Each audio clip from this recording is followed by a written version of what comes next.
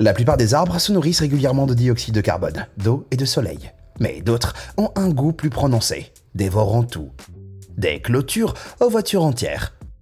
Voici quelques arbres qui prouvent que leur écorce est vraiment pire que leur morsure.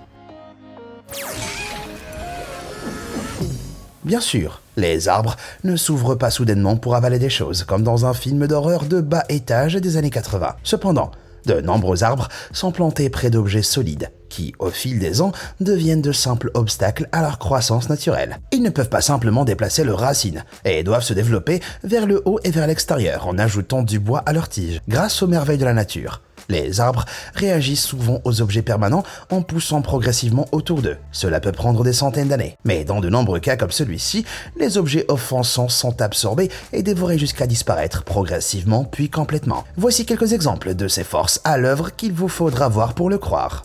À l'angle nord-est de la route de Vashon, sur l'île de Vashon, dans l'état de Washington, se trouve une curiosité qui intrigue les visiteurs depuis des décennies. Suspendue à environ 2 mètres du sol, une bicyclette d'enfant rouillé traverse le tronc d'un arbre imposant. Diverses histoires tentent de l'expliquer, dont une touchante selon laquelle un garçon aurait attaché son vélo avant de partir à la guerre, pour ne jamais revenir. Mais la façon dont il se retrouvait dans une situation si bizarre reste un mystère. Certains ont daté le vélo à l'année 1910 et supposent que les branches fourchues d'un jeune arbre se seraient faufilées entre le cadre transportant le vélo dans les airs au fur et à mesure de sa croissance, à la manière de Jack et le haricot magique.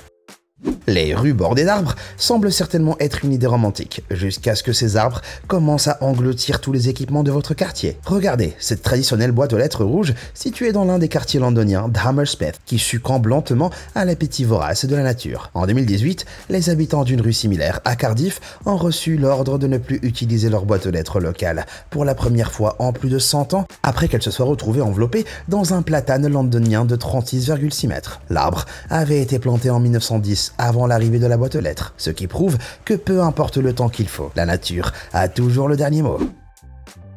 Situé à l'angle de la rue du Corps de Garde dans le Vieux-Québec, un orme d'Amérique attire une attention inhabituelle. Dans ses racines noueuses se trouve un objet qui lui vaut le nom de l'orme au boulet. Les passants curieux s'arrêtent et spéculent sur la façon dont il a pu se trouver là et quand, mais le débat continue. En réalité, l'objet n'est pas un vrai boulet de canon, mais une bombe non explosée. Ne vous affolez pas pour autant.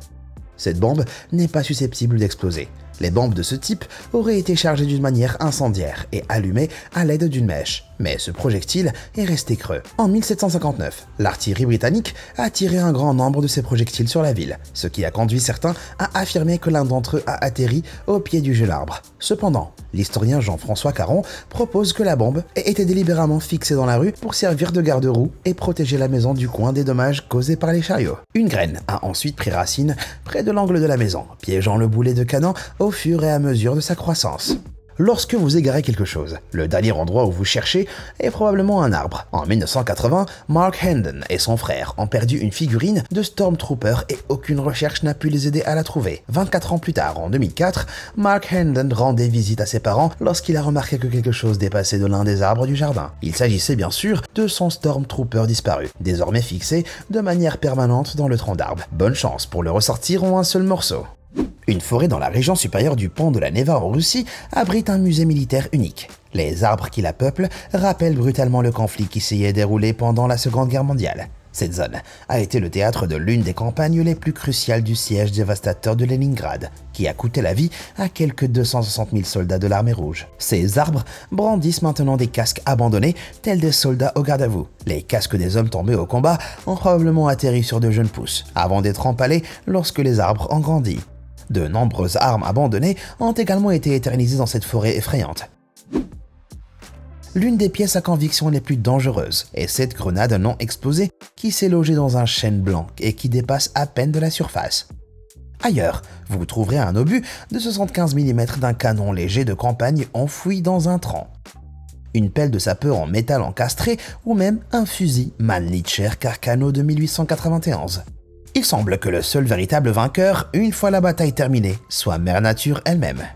Pouvez-vous imaginer vous promener dans les bois et tomber sur un objet aussi effrayant que celui-ci? Si l'on considère les empreintes digitales laissées dans le tronc, la branche coupée doit avoir une prise assez ferme sur cet arbre maigre. Ou est-ce l'inverse? En 1968, l'artiste et sculpteur italien Giuseppe Pennone a créé un moulage de sa propre main et l'a installé sur un jeune arbre étroit. Au fur et à mesure que l'arbre grandissait, il commençait à se former autour de la main jusqu'à ce qu'il atteigne la largeur parfaite. Et avec le temps, la main pourrait disparaître complètement. Cette sculpture est à la fois un témoignage de la relation de l'homme avec la nature et de l'incroyable patience de Pennone.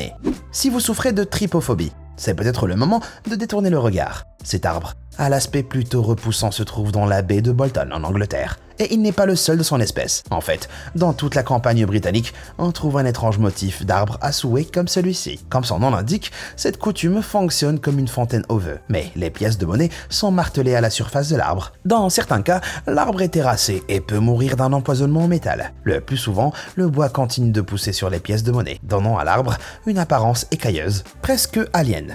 Lorsqu'ils atteignent la hauteur parfaite, les arbres peuvent faire d'excellents panneaux de signalisation. Les humains clouent toutes sortes de pancartes, d'affiches et de panneaux de signalisation dans leur tronc dense, mais si on les laisse assez longtemps, ils risquent de disparaître complètement. Cet arbre a décidé de prendre les choses en main en retirant ce panneau d'arrêt intrusif de son tronc et en le dévorant. Regardez ce panneau crédule, qui n'est pas loin d'être entièrement avalé par l'écorce qui le dévore. Quelqu'un d'autre pense que cette petite voiture a l'air trop bien heureuse pour quelqu'un qui est sur le point d'être dévoré tout entier. Ce panneau, qui est progressivement avalé, est encore plus déroutant. Cet arbre a-t-il poussé entre la peinture et le cadre métallique du panneau? Il est plus probable qu'une âme dévouée ait décidé de repeindre la partie manquante du panneau par-dessus l'écorce lorsqu'elle s'est aperçue que l'arbre avait englouti la partie la plus importante du message, avant que celui-ci ne se déforme en continuant à grandir. Peu importe les efforts que nous faisons, la nature gagnera toujours la bataille contre la civilisation.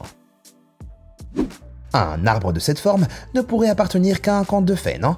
Bien sûr, cela ne s'est pas produit tout seul. Mais comme on dit, quand il y a une roue, il y a un chemin. Cet arbre a probablement été attaché à la roue de vélo, abandonné lorsqu'il n'était qu'un petit arbre pour essayer de le façonner. Une fois qu'il a atteint le bas de la route, l'arbre a recommencé à pousser vers le haut grâce au phototropisme, raison pour laquelle les plantes poussent dans la direction de la lumière du soleil. Et parfois, la nature défie l'entendement humain. Et cette image d'un arbre, qui est aussi en quelque sorte une prise électrique, vous fera certainement dire « Attendez, quoi? Quand cette chose se cache, qui appelez-vous? Un chirurgien d'arbres ou un électricien ?» On pourrait croire qu'il s'agit d'une installation artistique étrange, mais il est probable que cet hybride déroutant a commencé comme ceci avant que la nature ne prenne le dessus et fasse son œuvre. Je plains le prochain chiot qui décidera de s'y arrêter pour faire une pause toilette lors d'une promenade. Être bûcheron peut être un travail fatigant, mais parfois une découverte inattendue peut rendre tout ce travail bien utile. Dans le New Hampshire, un homme était en train de fendre un arbre abattu près d'un stade de baseball lorsqu'il a découvert ceci à l'intérieur. Il faudrait un sacré coup pour réaliser cet exploit, non? Il est probable que la balle de baseball ait atterri dans le creux de l'arbre, alors qu'il était encore petit, qu'elle ait ensuite été complètement consumée au fil des ans. Si seulement le propriétaire initial de la balle était encore là pour la réclamer. En 1980, des bûcherons coupant des arbres en Géorgie ont été horrifiés de trouver ceci dans le creux de l'estomac d'un grand chêne. Ce qui semble être un signe évident de vie extraterrestre est en fait un chien de chasse momifié surnommé Stucky, qui s'était logé dans le tronc quelques 20 ans auparavant. Les experts pensent que le malheureux chien a poursuivi un raton laveur sur 8,5 mètres dans l'arbre creux jusqu'à ce qu'il devienne trop étroit. Un effet de cheminée s'est alors produit. Un courant d'air ascendant transportant l'odeur de la mort hors de portée des insectes et autres organismes nuisibles. Stucky est une attraction principale du musée Forest World Tree en Géorgie. Leur croissance est peut-être incroyablement lente, mais si vous avez des doutes sur la véritable force d'un arbre, regardez cette image. Il semble que cet arbre de voisinage ait avalé le haut du poteau électrique et ait continué à grandir jusqu'à ce qu'il casse le poteau rouillé en deux, portant finalement sa moitié supérieure vers le haut. Il se peut aussi que le poteau ait retenu l'arbre jusqu'à ce qu'il s'affaisse suffisamment pour que le poteau se brise. Dans ce cas, l'arbre est en train de tomber et quelqu'un devrait crier au bois. Je préfère certainement l'ancienne option arbre Hulk. Les cimetières sont censés être un lieu paisible et final de repos. Mais il semble que vous n'aurez pas beaucoup de repos si vous êtes enterré près d'un arbre affamé. Cette plante affamée a en quelque sorte décapité la croix de pierre appartenant à la pauvre âme enterrée 6 pieds sous terre, tandis que cette pierre tombale est aussi lentement aspirée dans un tronc voisin. À votre avis, que s'est-il passé entre cette pierre tombale et l'énorme arbre qui s'impose au-dessus d'elle? Soit la pierre tombale ornée est lentement absorbée par l'arbre, soit c'est l'arbre qui maintient les fissures. Vous êtes du genre verre à moitié plein ou verre à moitié vide? Si ces arbres ne sont pas assez terrifiants, regardez ce frêne gourmand qui semble récolter des âmes des morts pour alimenter sa propre croissance. Cet arbre est en fait une icône de la vieille église de Saint-Pancras à Londres, connu sous le nom de l'arbre Hardy, qui attire les visiteurs depuis des centaines d'années. En 1865, Thomas Hardy, l'un des écrivains les plus appréciés de Grande-Bretagne, a été chargé de nettoyer le cimetière de l'église Saint-Pancras pour faire place à la nouvelle ligne de chemin de fer continental. Après avoir exhumé les restes humains, Hardy a disposé les pierres tombales en une formation circulaire autour du frêne. Et au cours des années qui ont suivi, ses racines se sont répandues parmi elles, les rapprochant dans une étreinte mortelle.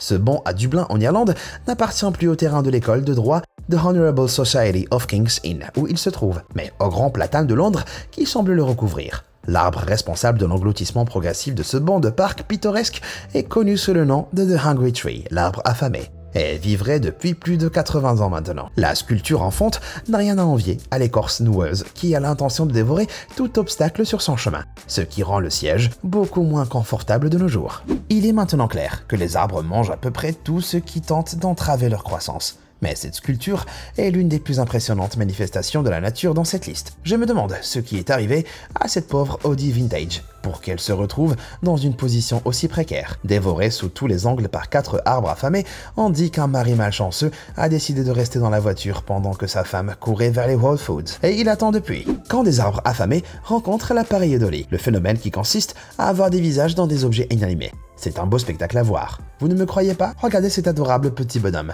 qui avale gaiement un morceau de corde jaune à la manière de la Belle et le Clochard. Parfois, il suffit d'une paire de yeux globuleux pour que les gens s'arrêtent et regardent à 2 fois en passant. Ce petit arbre a l'air d'avoir été pris en flagrant délit de grignotage du piquet de clôture. Et il a même un nez.